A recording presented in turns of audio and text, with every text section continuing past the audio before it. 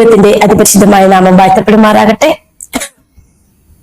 ഒരു ദിവസത്തിന്റെ പ്രാരംഭ മണിക്കൂറുകളിൽ നമുക്ക് നല്ല ഉറക്കത്തെ തന്ന് നല്ല ഈ പകൽക്കാലം കാണുവാനായി നമ്മെ തട്ടി ഉണർത്തി നമ്മെ കാത്തു പരിപാലിക്കുന്ന വലിയവനായ ദൈവത്തിന് നന്ദിയോടെ സ്തോത്രം.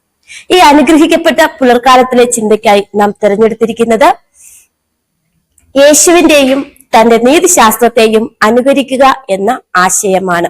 ഈ സന്ദേശം മനസ്സിലാക്കുന്നതിനായി നമുക്കൊരു വേദഭാഗം വായിക്കാം.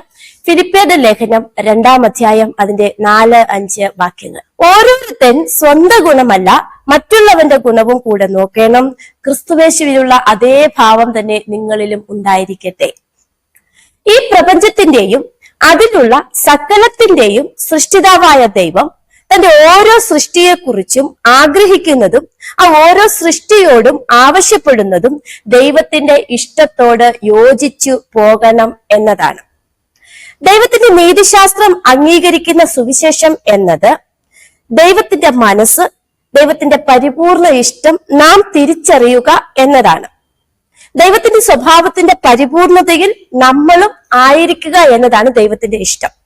എന്നാൽ നമ്മളിൽ ദൈവിക സ്വഭാവത്തിന്റെ അപൂർണത, നമ്മളെ ദൈവിക സ്വഭാവം പൂർണ്ണമായിട്ടില്ല എങ്കിൽ നമ്മളിൽ കാണപ്പെടുന്ന ഒരു പാപമാണ് അത്. കാരണം ദൈവത്തിന്റെ സ്വഭാവം എന്ന് പറയുന്നത് സമ്പൂർണമാണ്, സംയോജിതമാണ്, എല്ലാ സവിശേഷതകളും ചേർന്നതാണ്. അപ്രകാരം സമ്പൂർണവും പരിപൂർണവുമായ ഒരു സ്വഭാവമായിരിക്കണം നമ്മളിലും ഉണ്ടായിരിക്കേണ്ടത്. അപ്രകാരമുള്ള സ്വഭാവ ഗുണങ്ങളെ നാം നേടിയെടുക്കുന്നത് ക്രിസ്തുവിനെ സ്വന്തം രക്ഷിതാവായി സ്വീകരിക്കുമ്പോൾ മാത്രമാണ്. മനുഷ്യൻ പാപം ചെയ്ത് വീഴ്ചയുടെ അനുഭവത്തിലേക്ക് താണു പോയപ്പോഴും ദൈവം മഹത്വമേറിയ അവസരങ്ങളെ, സാധ്യതകളെ മനുഷ്യർക്ക് നൽകി. പാപത്തെ വിട്ട് തിരിച്ച് ദൈവത്തിങ്കിലേക്ക് തന്നെ എത്തിച്ചേരുവാനുള്ള അവസരങ്ങളായിരുന്നു ദൈവം നമുക്ക് ഏവർക്കും നൽകിയിരുന്നത്. ദൈവത്തെ മുറുകെ പിടിച്ചുകൊണ്ട് മുന്നോട്ട് ജീവിക്കുവാനുള്ള മഹത്വമേറിയ സാധ്യതകൾ ദൈവം മനുഷ്യർക്ക് നൽകി. ആ മഹത്വമേറിയ വലിയ അവസരമാണ് കർത്താവായ യേശുക്രിസ്തു. വീഴ്ചയുടെ, താഴ്ചയുടെ, പാപത്തിന്റെ അടിത്തട്ടോളം എത്തിയ മനുഷ്യനെ ഓഫീർ തങ്കത്തെക്കാൾ വിലമതിക്കപ്പെടുന്ന അവസ്ഥയിലേക്ക് യേശുക്രിസ്തുവിലൂടെ ദൈവം ഉയർത്തി. ഈ ഉയർത്തപ്പെടലിന് ശേഷം മനുഷ്യന്റെ കൂട്ടുകാർ മഹത്വത്തിലെ മാലാഖമാരാണ്. യേശുക്രിസ്തുവിനെ സ്വന്തം രക്ഷിതാവായി സ്വീകരിക്കുന്നവർ നിത്യതയുടെ സിംഹാസനത്തിന്റെ തിളങ്ങുന്ന ശോഭയിൽ യേശുവിനെ പ്രതിരൂപത്തെ പ്രതിഫലിപ്പിക്കുന്നു. ക്രിസ്തുവിന്റെ ശക്തിയിലൂടെ അവർ അമർത്യരാകുന്നു. ഓരോ വ്യക്തിയിലും അവരുടെ വ്യക്തിത്വം, ഓരോ വ്യക്തികൾക്കും, ഓരോ മനുഷ്യർക്കും അവരുടേതായ വ്യക്തിത്വങ്ങളുണ്ട്. ഈ വ്യക്തിത്വം ഉപയോഗിക്കുവാൻ ദൈവം അനുവദിക്കുന്നുണ്ട്. എങ്കിലും ഒരു വ്യക്തി പോലും ആരും മറ്റുള്ളവരെ മനസ്സിന് കീഴടങ്ങരുത്, മറ്റുള്ളവരെ ആശ്രയിക്കരുത്, മറ്റുള്ളവരെ പൂർണ്ണമായിട്ടും അല്പം പോലും ആശ്രയിക്കരുത് എന്നും ദൈവം ആഗ്രഹിക്കുന്നു. ദൈവത്തിൽ മാത്രമേ ആശ്രയിക്കാവൂ. നാം മറ്റുള്ളവരെ മാതൃകയാക്കാതെ, മറ്റുള്ളവരെ ആശ്രയിക്കാതെ ദൈവത്തിൽ മാത്രം ആശ്രയിക്കുക, ദൈവമുഖം മാത്രം നോക്കി ജീവിക്കുക. ദൈവം 10,000-ങ്ങളിൽ ശ്രേഷ്ഠനാണ്. അവന്റെ മഹിമയ്ക്ക് തുല്യനായ മറ്റൊരുവനില്ല. ഈ പ്രപഞ്ചത്തിൽ നമുക്ക് മാതൃകയായിട്ട് വെക്കുവാൻ ഒരേ ഒരാൾ മാത്രമേ ഉള്ളത്, കർത്താവായ യേശുക്രിസ്തു മാത്രമാണ്.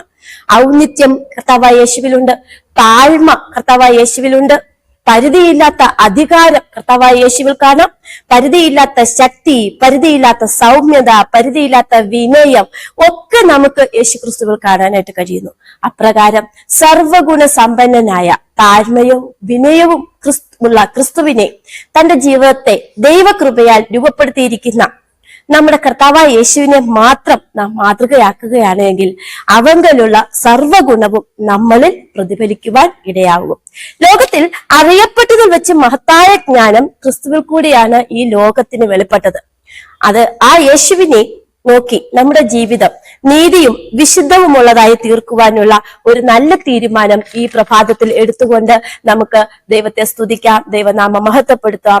ഈ ഒരു പുലർകാലത്തിൽ ആ ഒരു ചിന്ത നമുക്ക് ഏവരിലും ഉണ്ടാകുമാറാകട്ടെ. അതിനായി ദൈവം നമ്മളെല്ലാവരെയും അനുഗ്രഹിക്കുമാറാകട്ടെ.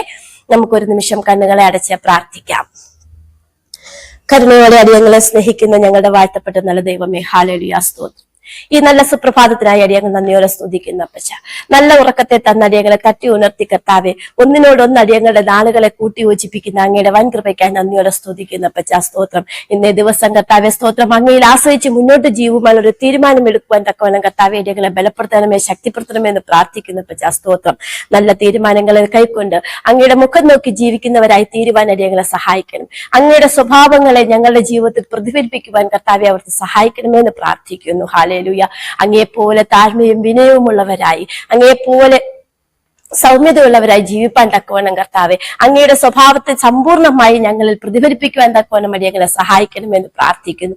ഇന്നേ ദിവസം കർത്താവെ സ്തോത്രം, പലവിധ ജോലികൾക്കായി പലവിധ ആവശ്യങ്ങൾക്കായി കർത്താവെ അടിയങ്ങൾ ഇറങ്ങിത്തിരിക്കുമ്പോൾ അവിടുത്തെ തിരുസാന്നിധ്യം അടിയങ്ങളോട് കൂടി ഉണ്ടായിരിക്കണമെന്ന് പ്രാർത്ഥിക്കുന്നു. ഓരോരുത്തരും അവരവരായിരിക്കുന്ന മേഖലകളിൽ ഇടങ്ങളിലൊക്കെയും കർത്താവെ അവിടുത്തെ സാന്നിധ്യം ഉണ്ടായിരിക്കണമെന്ന് പ്രാർത്ഥിക്കുന്നു. രോഗികളായിരിക്കുന്നവർക്ക് വേണ്ടി പ്രാർത്ഥിക്കുന്നു. പിറന്നാൾ ആഘോഷിക്കുന്നവർക്ക് വേണ്ടി പ്രാർത്ഥിക്കുന്നു. ഹല്ലേലൂയ. പരീക്ഷകളിൽ പങ്കെടുക്കുന്നവർക്ക് വേണ്ടി പ്രാർത്ഥിക്കുന്നു. സർവ്വരെ അവിടുത്തെ കൃപയാൽ നിറയ്ക്കണമെന്ന് പ്രാർത്ഥിക്കുന്നു. അടിയങ്ങളെ ഏവരെയും അങ്ങയുടെ വരവിനായി ഒരുക്കണമെന്ന് പ്രാർത്ഥിക്കുന്നു. സർവ്വവും ഞങ്ങൾക്ക് ആ ജീവൻ വെടിഞ്ഞ യേശു ക്രിസ്തുവിന്റെ വിലയേറിയ നാമത്തിൽ തന്നെ. ആമേൻ.